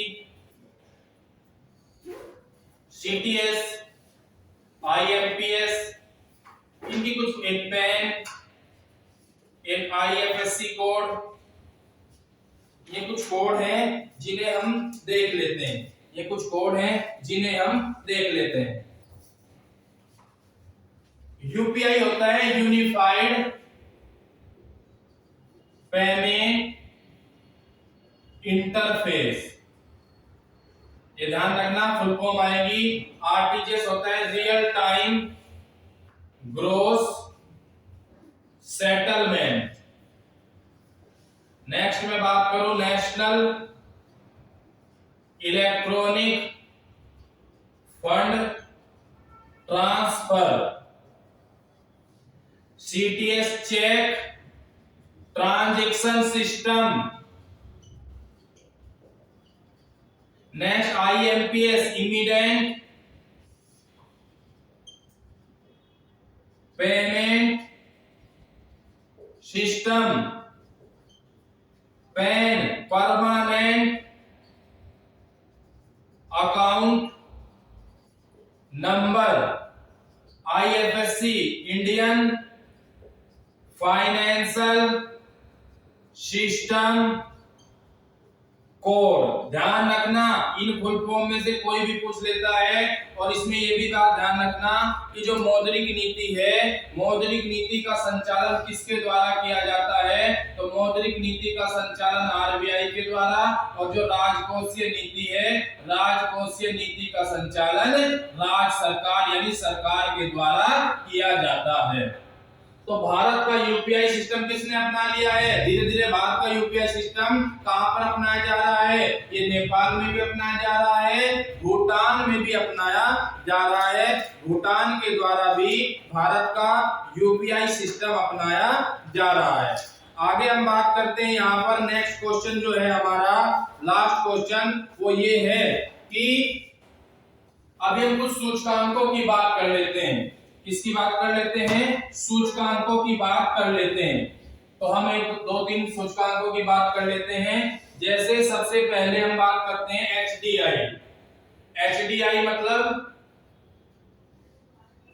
ह्यूमन डेवलपमेंट इंडेक्स, मानव विकास सूचकांक।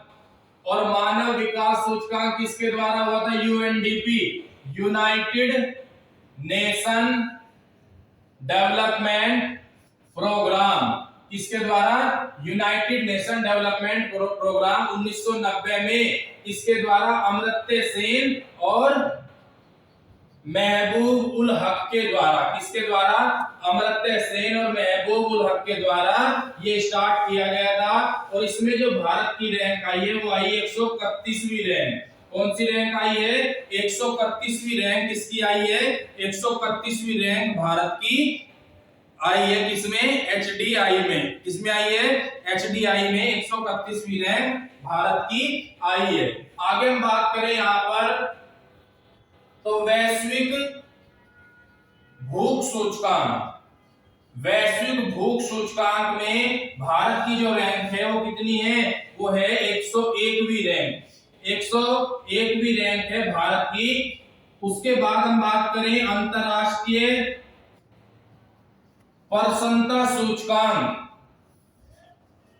तो प्रसन्नता सूचकांक में भारत की रैंक कितनी है? 136वीं। 140 देशों में भारत क्या है? 136वीं रैंक पर है। आगे हम बात करें लोकतंत्र सूचकांक। तो लोकतंत्र सूचकांक में भारत की जो रैंक है वो कितनी है? वो लोकतंत्र सूचकांक में 46 है। क्योंकि भारत में किसका शासन है? जनता का शासन है। भारत की प्रस्तावना में पहले ही सब क्या लिखा है कि हम भारत के लोग लोकतंत्रात्मक राष्ट्र को बनाने की कल्पना करते हैं। लोकतंत्र राष्ट्र का मतलब क्या होता है? लोकतंत्र राष्ट्र का मतलब ही होता है कि लोगों के द्वारा लोकतंत्र लोगों के लिए लोगों के द्वारा शासन होता है। ये किसने कहा? अब्राहम लिंकन ने कहा कि लोकतंत्र जनता का जनता के लिए और जनता द्वारा शासन होता है। यहाँ पर राष्ट्रपति, प्रधानमंत्री, यहाँ पर उपराष्ट्रपति, पंचायत स्तर, यहाँ पर किसी भी प्रकार का कोई भी इलेक्शन हो, सब इलेक्शन में सबसे ज्यादा जो महत्वपूर्ण भूमिका होती है वो किसकी होती है? वो सबसे ज्यादा जो भूमिका होती है जनता की भूमिका होती है। चाहे वो प्रत्यक्ष तरीके से हो, चाहे अप्रत्यक्ष तरीके से हो, सब जगह जनता क्या होती है? जनता ही भाग लेती है। आगे हम बात करें वैश्विक खाद्य सुरक्षा सूचकांक की। इसकी वैश्विक खाद्य सुरक्षा सूचकांक की। तो वैश्विक खाद्य सुरक्षा सूचकांक में रैंक कितनी है हमारी? तो वो है 71वीं रैंक। कितनी रैंक है?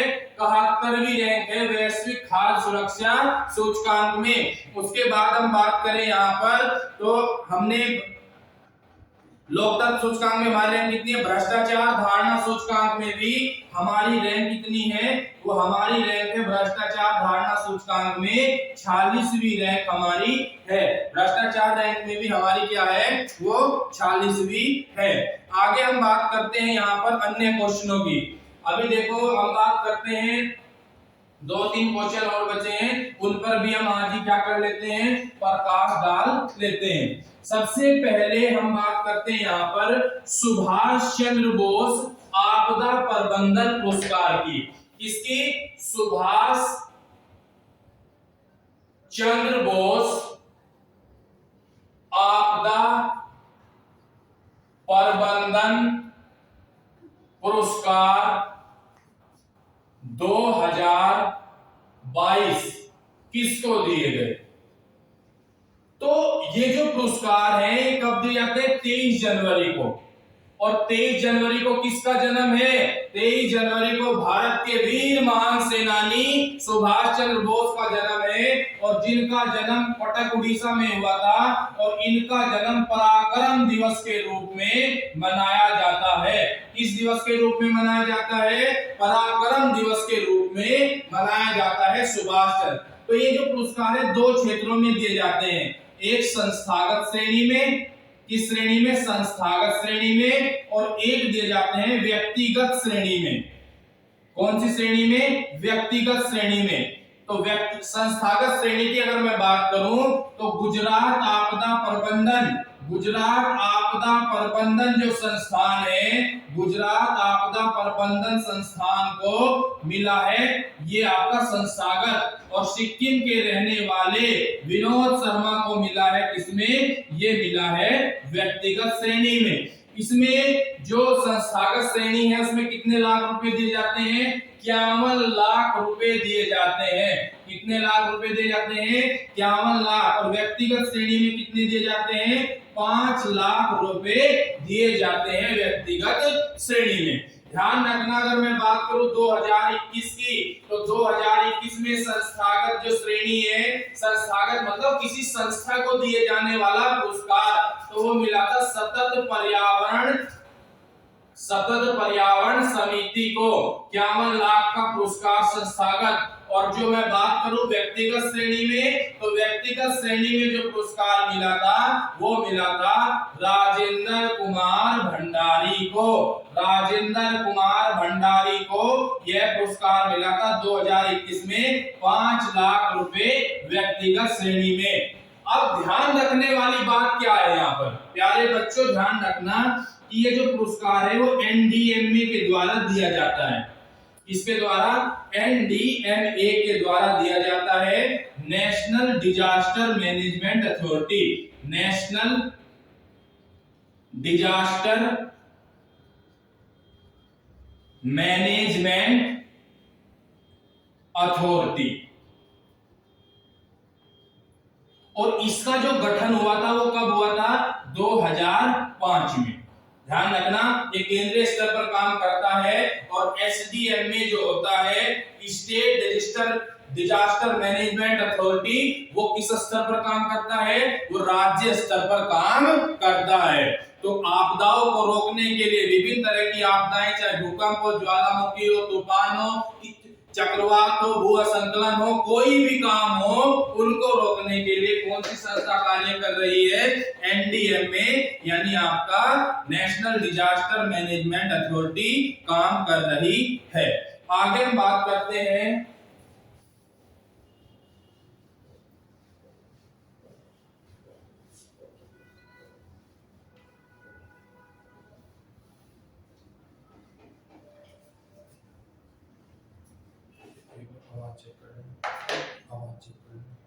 बढ़ रही है।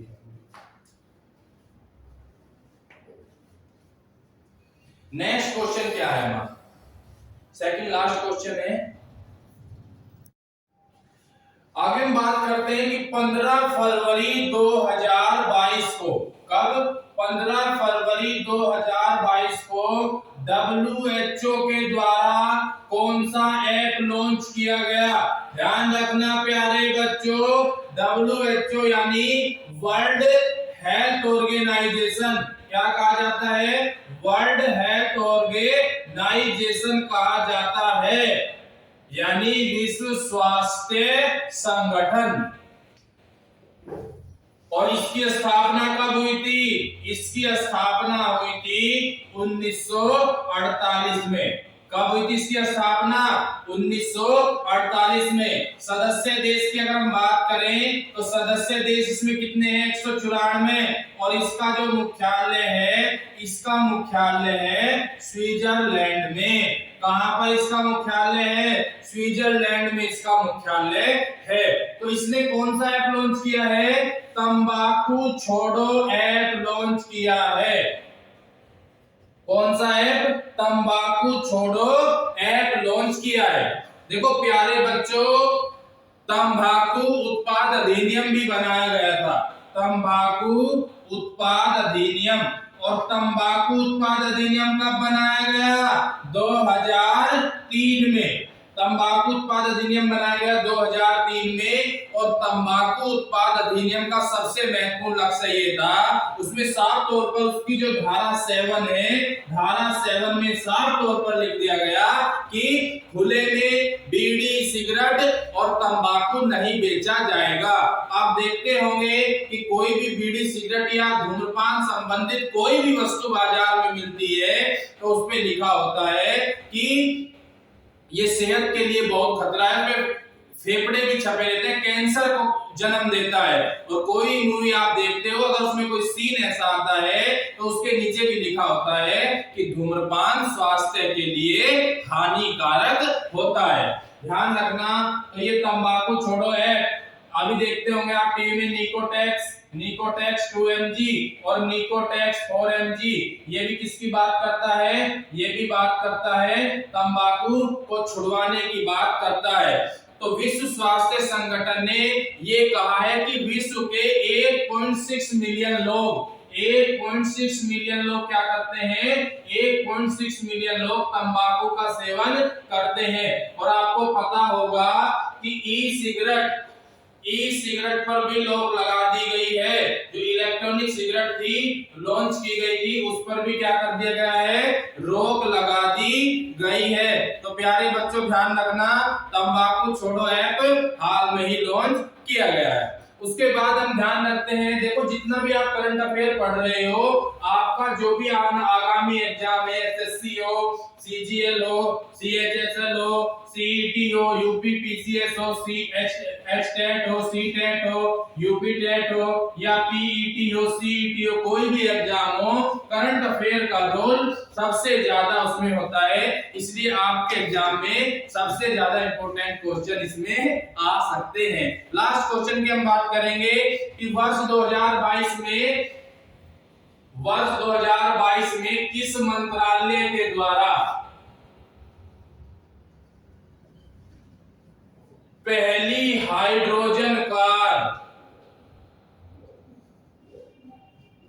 लॉन्च की है? तो उत्तर है केंद्रीय सड़क एवं परिवहन मंत्रालय।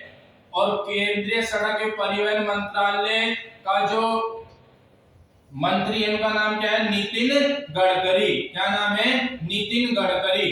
देखो अगर हम बात करें तो इस हाइड्रोजन से चलने वाली जो पहली कार है उसका नाम है टोयोटा मिराई। क्या नाम है? Toyota Mirae. और मिराई का मतलब होता है भविष्य। मिराई का मतलब क्या होता है कि जो भविष्य में इलेक्ट्रॉनिक और हाइड्रोजन से चलने वाली कारों को बढ़ावा देने के लिए यह कार्य किया गया था। 1883 में लेवासिये ने किसकी खोज की थी? लेवासिये ने हाइड्रोजन की खोज 1883 में की थी।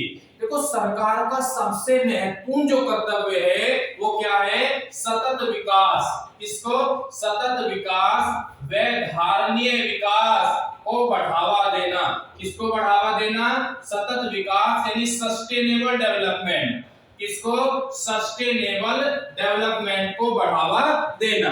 देखो विकास हम कितना भी आर्थिक विकास कर लें, कितना भी हम इकोनॉमिक ग्रोथ कर लें, कितना भी इकोनॉमिक डेवलपमेंट कर लें, लेकिन हमारे विकास का स्तर ऐसा होना चाहिए कि आगामी पीढ़ी को ध्यान में रखते हुए विकास किया जाना चाहिए। एक तरफ हम विकास करते जा रहे हैं और दूसरी तरफ हम वनों की कटाई करते जा रहे हैं। एक तरफ हम विकास करते जा रहे हैं और आने वाली पीढ़ी के लिए हम खतरा पैदा करते जा रहे हैं, जल प्रदूषण करते जा रहे हैं, वायु प्रदूषण करते जा रहे हैं। तो कहीं ना कहीं ये किसी राष्ट्र के लिए क्या है? खतरे का संकेत है। इसीलिए सतत विकास, धारणीय विकास, सस्टेनेबल डेवलपमेंट की घोषणा की गई है। दूसरी बात ध्यान रखने की है कि 2030 में ब्रिटेन ने घोषणा की। किसने घोषणा की? ब्रिटेन ने घोषणा की कि 2030 तक इलेक्ट्रॉनिक बाजारों को बढ़ावा दे दिया जाएगा। इलेक्ट्रॉनिक बाजारों को। और भारत ने भी 2030 तक क्या कर दिया है कि इलेक्ट्रॉनिक बाजार भारत में स्थापित होंगे और एक योजना चलाई है जिसका नाम है फेम योजना। कौन सी योजना? फेम योजना। मतलब फास्टर